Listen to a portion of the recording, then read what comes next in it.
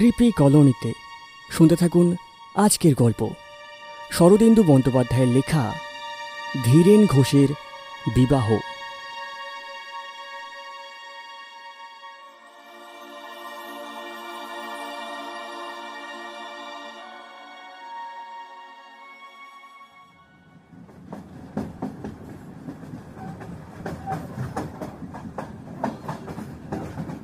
শ্রীযুক্ত ধীরেন ঘোষের বয়স ৫৩ বছর। তিনি অতি সঙ্গোপনে ট্রেনে চড়ে কাশী যাচ্ছেন। উদ্দেশ্য দ্বিতীয়বার দ্বার পরিগ্রহ করা। ধীরেনবাবু অবস্থাপন্ন ব্যবসায়ী। তার প্রথম পক্ষ থেকে কয়েকটি মেয়ে আছে, সকলেই বিবাহিত ও সন্তানবতী। গত বছর ধীরেনবাবুর স্ত্রী মারা গিয়েছেন। এতঃপর এবছর তিনি আবার বিবাহ করার সংকল্প করেছেন। বয়স ৫০-এর বেশি হলেও তার শরীর এখনও বেশ মজবুত আছে। কিন্তু এই সহজ কথাটা কেউ বুঝতেই চায় না। তিনি বিয়ের ইচ্ছের কথা বললেই চারিদিকে একটা গণ্ডগোল বেঁধে যাবেই। মেয়েরা কান্নাকাটি করবে, জামাতা বাবাজিরা মুখ ভার করবেন, পাড়ার ছোঁড়ারা বাগড়া দেবার চেষ্টা করবে। তাই ধীরেনবাবু গোপনে গোপনে নিজের বিবাহ স্থির করেছেন এবং একটিও বরযাত্রী না নিয়ে চুপি চুপি কাশী যাচ্ছেন। কাশীতে পাত্রী ঠিক হয়েছে। একেবারে বিয়ে করে বউ নিয়ে বাড়ি ফিরবেন। তখন যে যত পারে চেঁচামেচি করুক, কিছু এসে যায় না। রাত্রির অন্ধকারে হু হু শব্দ করে ট্রেন ছুটে চলেছে। ধীরেনবাবুর কামরায় দুটো মাত্র বাঙ্ক। একটিতে তিনি শুয়ে, অন্যটি খালি। ধীরেনবাবু কল্পনাপ্রবণ লোক নয়। অতীত বিবাহিত জীবনের স্মৃতি কিংবা আগামী বিবাহিত জীবনের স্বপ্ন তার চিত্তকে নাড়া দিচ্ছে না। তিনি মাঝে মাঝে ঝিমোচ্ছেন, আবার জেগে উঠছেন। মন সম্পূর্ণ নিরুদ্বেগ।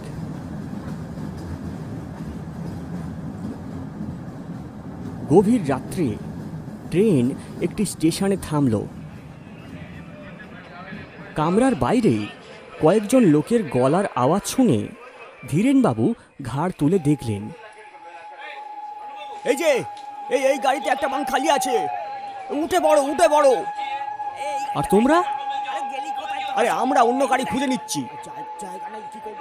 একটি নবযুবক গাড়ির মধ্যে প্রবেশ করল এবং শূন্য বাঙ্কটার ওপর বিছানা পাতার উদ্যোগ করতে লাগলো।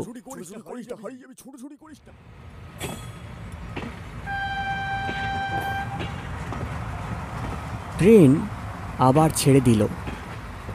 ধীরেনবাবু মিটিমিটি চোখে চেয়ে দেখতে লাগলেন। ছোকরা নিশ্চয়ই বিয়ে করতে যাচ্ছে। কোঁচানো ধুতি, সিল্কের পাঞ্জাবি, বয়স আন্দাজ ২২-২৩। চেহারা মন্দ নয়। বিছানা পাতা শেষ হলে যুবক বিছানায় বসে তড়িবোধ করে একটা সিগারেট ধরালো। নিরুৎসুক চোখে তাকে দেখতে দেখতে ধীরেনবাবুর মনে হলো যুবককে তিনি আগে কোথাও দেখেছেন। সম্প্রতি নয়, অনেক দিন আগে। কবে কোথায় দেখেছেন মনে করতে পারলেন না, কিন্তু তার বসার ভঙ্গি, অঙ্গ সঞ্চালন সবই যেন চেনা চেনা। ধীরেনবাবু হঠাৎ জিজ্ঞাসা করলেন, কদ্দূর যাওয়া হচ্ছে? যুবক চমকে তাকালো। এতক্ষণ সে ধীরেনবাবুকে ভালো করে লক্ষ্য করেনি। এখন দেখল একটা চিমসে গোছের বুড়ো শুয়ে আছে। সে তাচ্ছিল্য ভরে বলল, গয়া। বিয়ে করতে যাচ্ছেন? হ্যাঁ। ধীরেনবাবু পাশ ফিরে শুয়ে পড়লেন এবং ঘুমাবার চেষ্টা করতে লাগলেন। ঘুম কিন্তু সহসা এলো না। কে এই ছোকরা? কোথায় একে দেখেছেন? আর একটা অদ্ভুত যোগাযোগ। আজ থেকে ৩০ বছর আগে ধীরেনবাবুও গয়ায় বিয়ে করতে গিয়েছিলেন ঠিক এই রকম রাত্রির ট্রেনে চড়ে। তার প্রথম শ্বশুরবাড়ি ছিল গয়ায়। আশ্চর্য! নানা অসংলগ্ন কথা চিন্তা করতে করতে ধীরেনবাবু শেষে তন্দ্রাচ্ছন্ন হয়ে পড়লেন। কিন্তু মনের মধ্যে একটা অস্বস্তি খচখচ করতে লাগল। খুব সকালে ধীরেনবাবুর ঘুম ভাঙল। তিনি ঘাড় ফিরিয়ে দেখলেন যুবক নিজের বাঙ্কে ঘুমাচ্ছেন। তিনি উঠে বসে একদৃষ্টে যুবকের পানে চেয়ে রইলেন। তার বুকের ভিতরটা আনচান করতে লাগলো। চিনি চিনি করেও কেন চিনতে পারছেন না?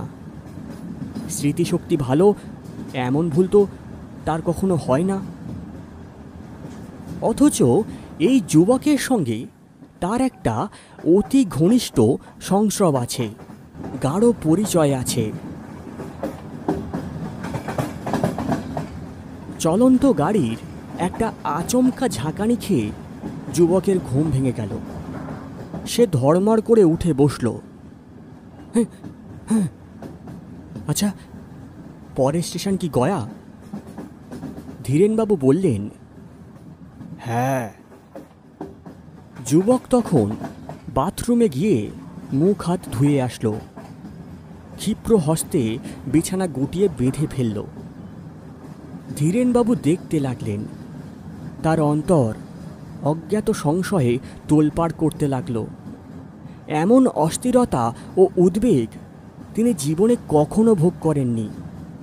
অথচ কেন যে এই উদ্বেগ তা তিনি বুঝতে পারছেন না। কেবল একটা মানুষকে চিনতে না পারার জন্য এতখানি ব্যাকুলতা কি সম্ভব? গাড়ির গতি মন্থর হলো। গয়া এসে পড়েছে।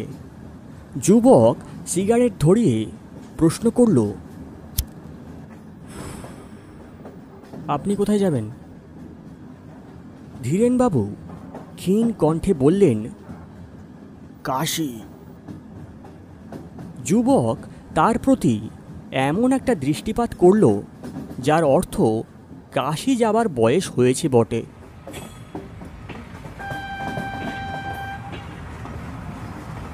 গয়া স্টেশনে গাড়ি এসে থামল। যুবক নামবার উপক্রম করল। ধীরেনবাবু ব্যগ্রভাবে জিজ্ঞেস করলেন, আপনার নাম কি? যুবক বিরক্তভাবে ফিরে তাকালো। আমার নাম শ্রী ধীরেন্দ্রনাথ ঘোষ বলে সে নেমে গেল। ধীরেনবাবু স্তম্ভিত হয়ে বসে রইলেন। অনেকক্ষণ তার আর বাহ্যজ্ঞান রইল না। যে লোকটিকে তিনি কিছুতেই চিনতে পারছিলেন না, তাকে চিনতে আর তার বাকি নেই। সে আর কেউ নয়, তিনি স্বয়ং। 30 বছর আগে ধীরেনবাবু যা ছিলেন, এই যুবকটি সেই। শুধু চেহারার সাদৃশ্য বা নামের ঐক্য নয়, সাক্ষাৎ তিনি, এ বিষয়ে কোনো সন্দেহ নেই। কিন্তু এটা কি করে সম্ভব হলো? ধীরেনবাবু স্বপ্ন দেখছেন না তো? তিনি চোখ রগড়ে চারিদিকে তাকালেন। না, স্বপ্ন নয়, সূর্য উঠেছে। তিনি জেগেই আছেন। তার স্মৃতিশক্তিও উদ্দীপ্ত হয়ে উঠেছে। 30 বছর আগে তিনি যখন বিয়ে করতে যাচ্ছিলেন, তখন গাড়ির কামরায় একটি বৃদ্ধ ছিল। বৃদ্ধ তাকে জিজ্ঞাসা করেছিল, কদ্দূর যা হচ্ছে? তিনি উত্তরে বলেছিলেন, গয়া। তারপর যা আজ ঘটেছে সে সমস্তই সেই সময় ঘটেছিল। বৃদ্ধ শেষ মুহূর্তে তার নাম জিজ্ঞাসা করেছিল। নাম শুনে বৃদ্ধের মুখে স্তম্ভিত বিস্ময়ের ভাব ফুটেছিল। সে বৃদ্ধ কে ছিল? সেও কি যুবক ধীরেনবাবুকে দেখে নিজের অতীত যৌবনকে চিনতে পেরেছিল? এমনিভাবে কি অনন্তকাল ধরে চলেছে? এই সময় তিনি গাড়ি থেকে ধড়মড় করে নামতে গেলেন। দেখলেন গাড়ি চলছে। গাড়ি আবার কখন চলতে আরম্ভ করেছে তিনি জানতেই পারেননি। তিনি আবার ফিরে এসে বসলেন। তার যৌবন এখন গয়ায়। আজ রাত্রে তার বিয়ে। তবে ধীরেনবাবু কোথায় যাচ্ছেন? গয়ায় তার বিয়ে, তিনি কাশী চলেছেন কি জন্য? অতিপ্রাকৃত ব্যাপার, বিশ্বাসের যোগ্য নয়। একটা মানুষের দুটো ভিন্ন বয়স একই বর্তমানে থাকে কি করে? কিন্তু ধীরেনবাবু সর্বান্তকরণে জানেন এটাই সত্য, এটাই হয়েছে, এটাই হচ্ছে। এই যুবক যে তিনি, তাতে তিলমাত্র সন্দেহ নেই। কি করে সম্ভব হলো তা অবশ্য তিনি জানেন না, কিন্তু সম্ভব হয়েছে। এটাই কি যথেষ্ট নয়? পরের স্টেশনে গাড়ি থামতেই ধীরেনবাবু গাড়ি থেকে নেমে পড়লেন। কাশী যাবার আর প্রয়োজন নেই। দ্বিতীয়বার দ্বার পরিগ্রহেরও প্রয়োজন নেই। আজ রাত্রে তার প্রথম পক্ষের বিবাহ।